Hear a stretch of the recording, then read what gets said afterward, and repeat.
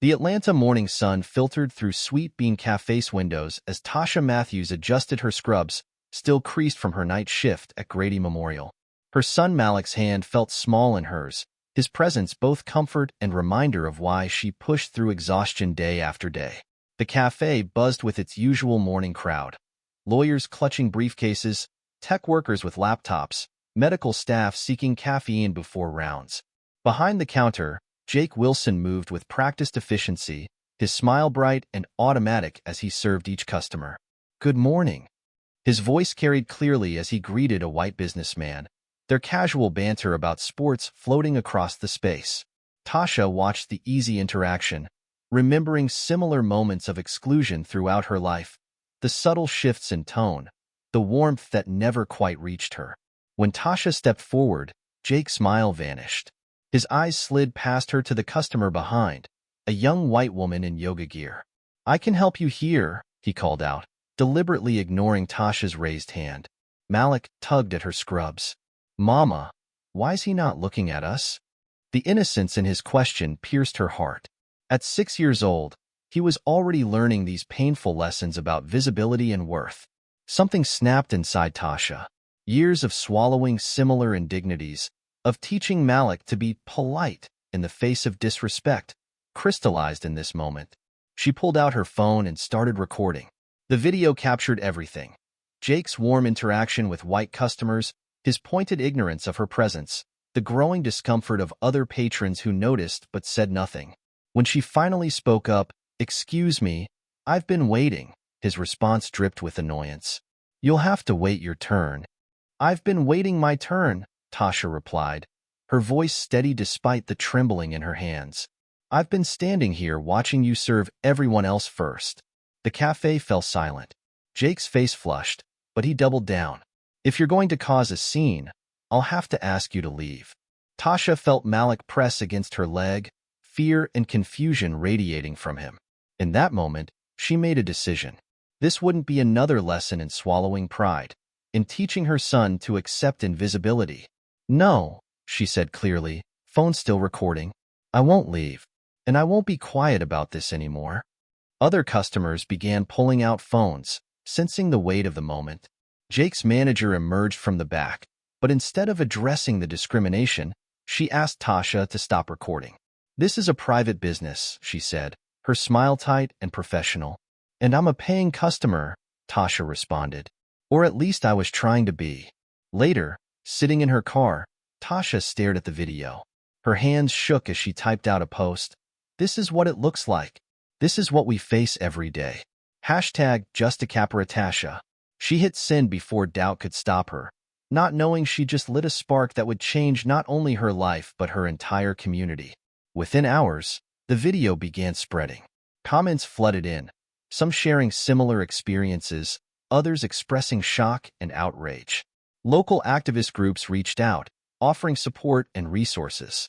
Jake watched his own face on endless social media shares, seeing for the first time how his actions looked through others' eyes. His defenses, "I was just busy, she's making it about race," sounded hollow even to himself. The incident forced both Tasha and Jake to confront truths they'd avoided. Her exhaustion with daily invisibility, his unexamined prejudices.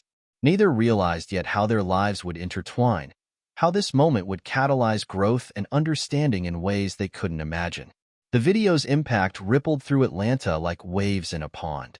Local news stations picked up the story, framing it against the backdrop of ongoing conversations about racial bias in everyday interactions. Tasha's phone buzzed constantly with notifications, messages of support, interview requests, and sadly, inevitable trolls questioning her motives.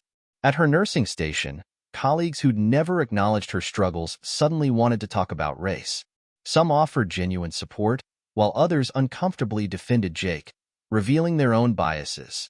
Maybe he was just having a bad day, they'd suggest, as if bad days only affected interactions with black customers.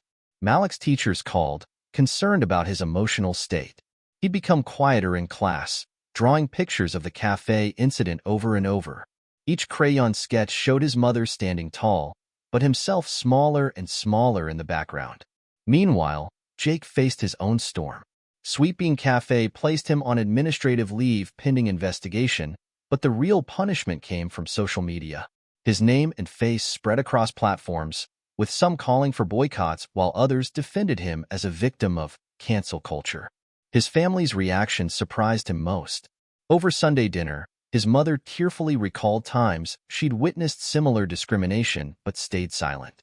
His younger sister shared Instagram stories about white privilege, tagging him pointedly. These conversations cracked something in Jake's carefully constructed worldview. Tasha found unexpected strength in her growing support network.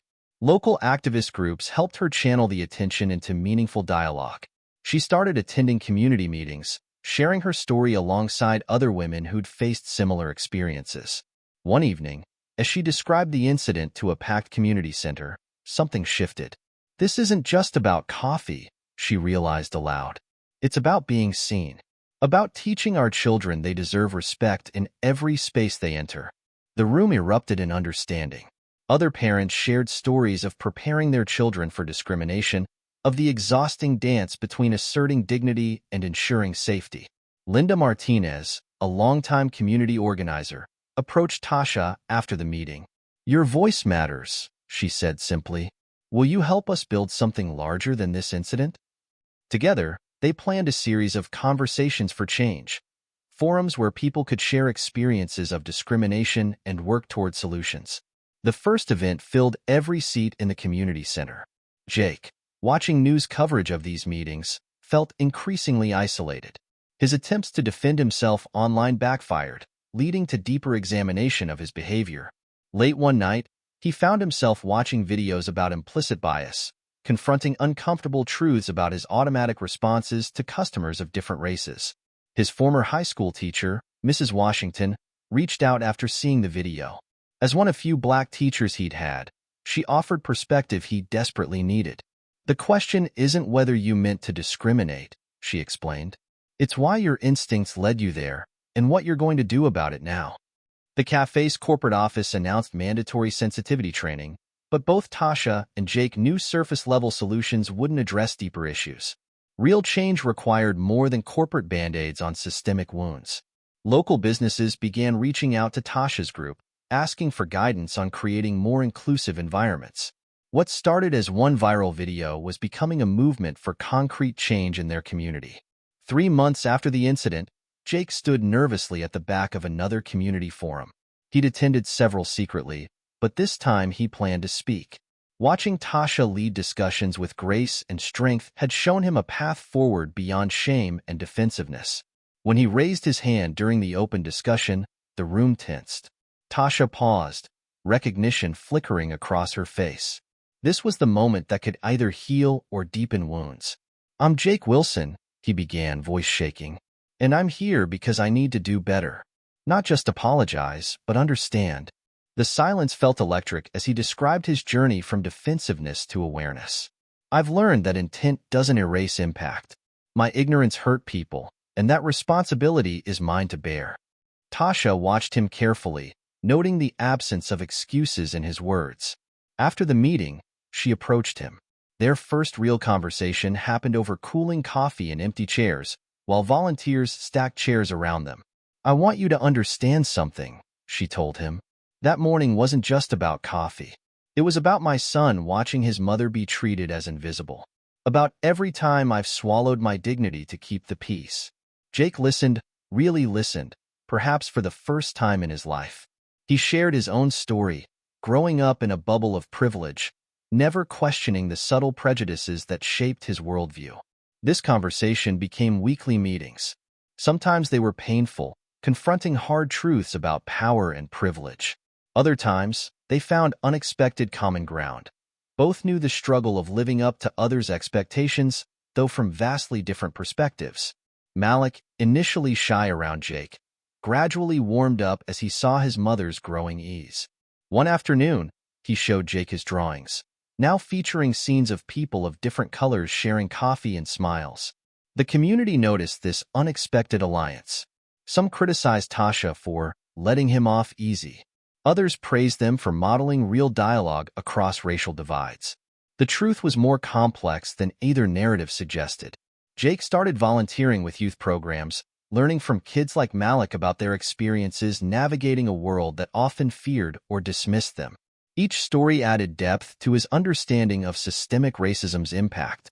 Tasha's advocacy expanded beyond the original incident. She developed training programs for businesses, sharing personal stories alongside practical strategies for creating inclusive environments. Jake sometimes joined these sessions, their contrasting perspectives strengthening the message. Their work attracted attention from larger organizations. Corporate diversity trainers often missed the human element that made their presentations powerful: the honest acknowledgement of hurt, the vulnerable admissions of prejudice, the visible work of growth. 1 year after the viral video, Sweet Bean Cafe hosted a community dialogue series. Jake, now working with Tasha's organization, helped facilitate discussions about creating welcoming spaces for all customers. The cafe had become a symbol of both problem and possibility. The transformation of one cafe incident into a movement for change reshaped their community in unexpected ways. Local businesses adopted new training protocols developed from Tasha and Jake's experiences. Schools incorporated their story into discussions about bias and empathy. Malik, now 7, showed signs of healing from the incident. His drawings evolved from scenes of confrontation to images of diverse groups sharing spaces peacefully. At a school presentation about heroes, he proudly described his mother's work bringing people together.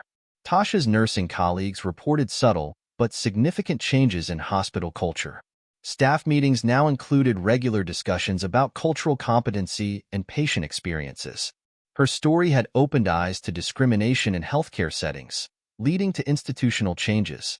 Jake's journey became a case study in genuine allyship. Rather than seeking praise for his growth, he focused on supporting others' voices and challenging prejudice in his own community. His former defensive posture transformed into active advocacy. Their unlikely partnership drew attention from national media, but they carefully managed the narrative to keep focus on the larger issues. "This isn't about two people finding common ground," Tasha would explain. "It's about creating spaces where that kind of growth is possible for everyone." The community forums they started spread to other neighborhoods, then other cities. Their model of combining personal storytelling with practical action plans proved effective in addressing systemic bias at local levels. Tasha developed a leadership program for young people facing discrimination, teaching them to channel frustration into advocacy.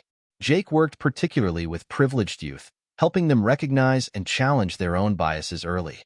Sweet Bean Cafe became a different kind of community hub. Regular Conversation Corner events brought diverse groups together for facilitated discussions about race, privilege, and solidarity. The very space that once highlighted division now hosted healing. 5 years after the viral video, Tasha spoke at a national conference on community organizing. She showed the original clip, then footage of their current work. "Change isn't just possible," she concluded. "It's inevitable when we refuse to accept invisibility." Malik, watching from the audience with Jake beside him, saw his mother's strength reflected in the standing ovation she received. The scary moment from his childhood had transformed into a source of pride and purpose.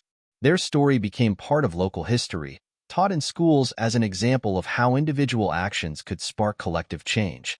But more importantly, it provided a blueprint for authentic dialogue and transformation in communities facing similar challenges. The legacy they built wasn't just about addressing one incident of discrimination. It was about creating sustainable models for community healing and growth, proving that meaningful change starts with honest conversation and continues through persistent action.